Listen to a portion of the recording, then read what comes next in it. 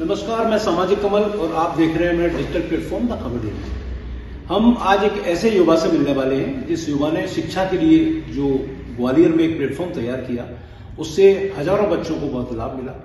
एक सबसे कठिन विषय गणित, उसका सरलीकरण कर दिया, बच्चों को अच्छी गाइडेंस दी और बच्चों ने जो एस्पिरेंट हैं IIT JEE और इंजीनियरिंग के, उनको एक दिशा दी, उनको निर्देश दिया, जिससे बच्चे वे सफलता प्राप्त कर रहे हैं। हम बात कर रहे हैं मैथ्स गुरु देव सखी। आज हम उनसे मिलेंगे, जानेंगे कि समझेंगे कि जो मैथ्स जैसा कठिन सब्जेक्ट उन्होंने इतना कैसे सिंप्लीफाई किया जिससे बच्चे कॉम्पिटिटिव एग्जाम में सफल हो पाए। देव सर नमस्कार। सर नमस्ते। सर खबर डेली पर आपका स्वागत है। बहुत बहुत धन्यवाद। मैथ्स एक ऐसा सब्जेक्ट है कि जिसको सुनते बच्चों को एकदम डर लगता है। आपने थोड़ा सिंप्लीफाई किया और आपको एक टैगलाइन मिली, देवगुरु। तो ये बच्चों का ये जो मैथ्स के प्रति आपने एक जगाया उनको, ये कैसे संभव हुआ? ये सब सही बात है आपकी कि बच्चों में एक मैथ्स को लेकर के थोड़ा सा डर है। उसका कारण है कि फिजिक्स को विद्यार्थी फील कर सकता है सराउंडिंग में, केमिस्ट्री को विद्यार्थी देख सकता है, लेकिन मैथ्स को वो फील और देख पाने की कला एक अध्यापक के अंदर ही होती है। वो विद्यार्थी को दिखा सकता है या विजुलाइज करा सकता है या नहीं। तो अब तो काफी वर्ष हो गए इस काम को करते हुए, और मुझे लगता है कि मेरे से पढ़ने के बाद में विद्यार्थी को ये महसूस होता है कि मैथ्स सब्जेक्ट जो है ना, वो शायद सबसे आसान सब्जेक्ट है।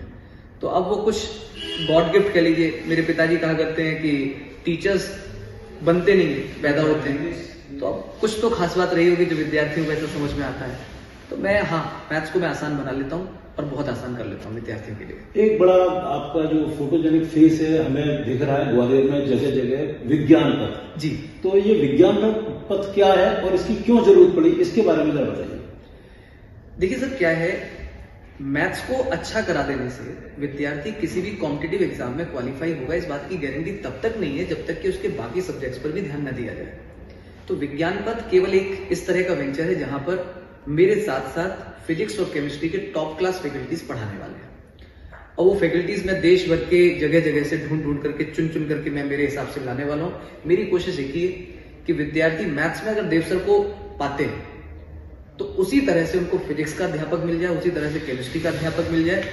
तो मुझे लगता है हमारा ये सफर जो कि हम सिलेक्शन अभी तक देते रहे वो बहुत बड़ी संख्या में आगे बढ़ जाएगा। तो वो एक मुहिम है समाज के लिए, और मुझे लगता है कि ग्वालियर के लोगों का इससे बहुत फायदा भी होगा, विद्यार्थियों का फायदा होगा, और आने वाले समय में ग्वालियर से मुझे लगता है बहुत ज्यादा सिलेक्शंस होते हुए दिखाई देंगे।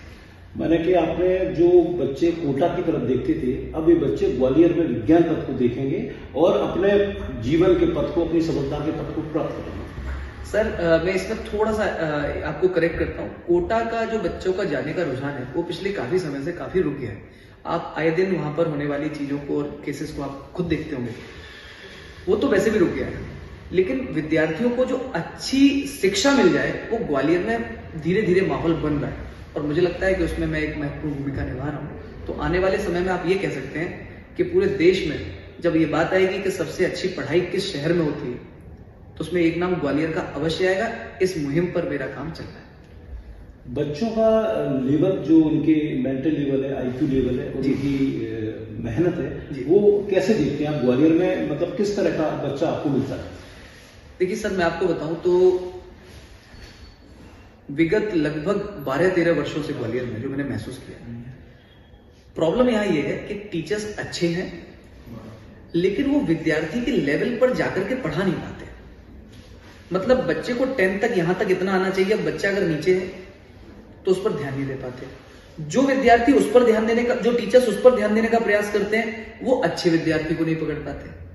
तो इस समय आज भी ऐसे टीचर्स की भारी मात्रा में कमी है जो विद्यार्थियों को उसके लेवल पर जाकर के उसके लिए बेहतर काम कर सके।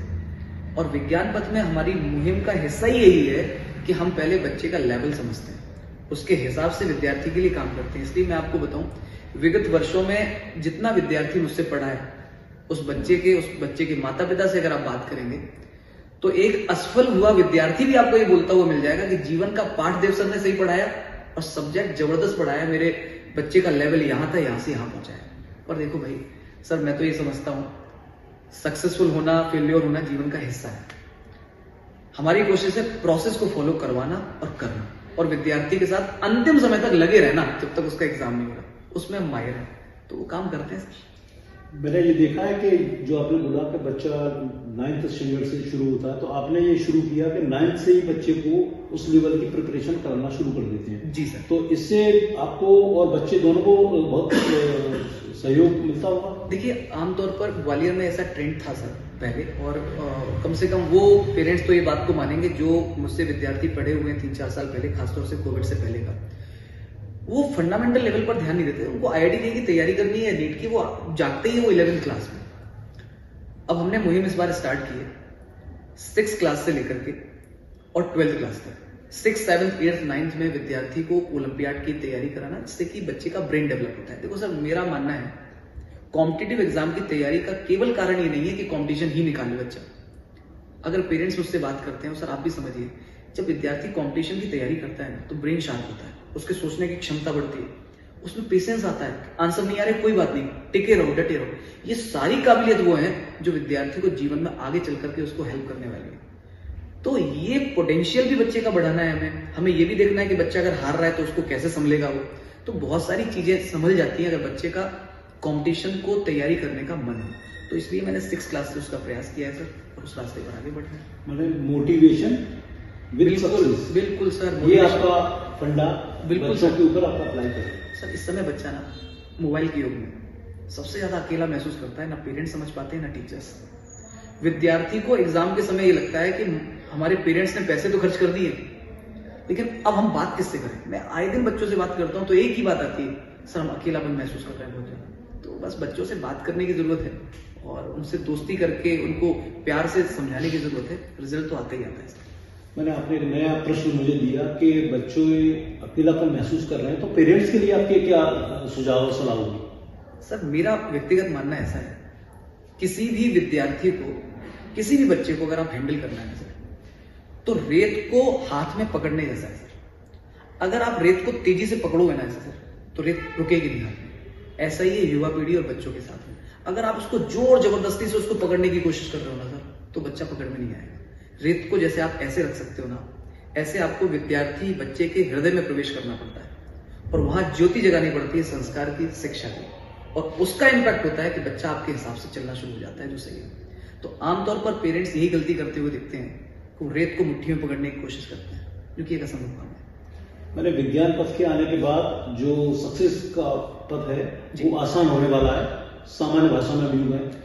सर मैं किसी भी तरह के इस तरह के बोलने से, मैं स्टेटमेंट देने से बचता हूं, क्योंकि सर मैं ये नहीं चाहता हूं कि लोगों के मन में ये परसेप्शन क्रिएट हो कि बस हम यहां गए तो हम बस रैंक लेके ही बाहर निकलेंगे। सर ये बहुत फॉल्स मार्केटिंग है सर, और मुझे लगता है कि ये किसी को नहीं करना चाहिए। मैं तो सर कहते हैं, मैं बस इतना बता सकता हूँ, विज्ञान पथ बच्चे की केयर करेगा, विज्ञान पथ बच्चे के साथ में जो बेस्ट उसके साथ हो सकता है उस काम में पीछे नहीं हटेगा। विज्ञान पथ इस बात का ध्यान रखेगा कि बच्चे का जो भी स्तर आया हो, वो जब यहाँ से बाहर निकले तो प्राउड फील करे कि मैंने सही निर्णय लिया, उसमें कोई कसर नहीं छोड़ेगी सर। लेकिन मैं ये बोल दूं क्या सर, आइए बच्चा आएगा सिलेक्ट ही करा के छोड़ेंगे सर मैं इस तरह की बात करके मैं ये काम नहीं करना चाहता और मैं ये नहीं करूंगा। देव सर का बड़ा साफ साफ कहना है कि विज्ञान पथ है बच्चे को केयर करने का, बच्चे को संभाल के रखने का, उसको शिक्षित करने का, शिक्षा की जो अलग और लौ है उसको जलाने का। सबसे बड़ी चीज उन्होंने बोली कि बच्चे को आप अपने पास बिठाइए। पेरेंट्स को जो उनके सबसे बड़ा सुझाव है, बच्चे को अपने पास बिठाइए, बच्चे से बात करिए, केयर करिए, और जैसे मुट्ठी में रेत को दबा के रखें वैसे न रखें, बहुत सामान्य भाव से, जैसे रेत में किसी चीज को उकेरते हैं उस तरह से बच्चे को उकेरिए और जीवन में सफलता प्राप्त करिए। सफलता और असफलता प्रयास कर रहे हैं कि बात होती है, लेकिन उससे जीवन रुकता नहीं है, जीवन चलता है। तो ये थे हमारे साथ देव सर, MGD देव, मैथ्स गुरु देव, जिन्होंने विज्ञान को भी उसी सरलीकरण करने के लिए प्रयास शुरू किया है विज्ञान पथ के नाम से। अभी ये बच्चों को गणित को बड़े सामान्य तरीके से समझा रहे हैं।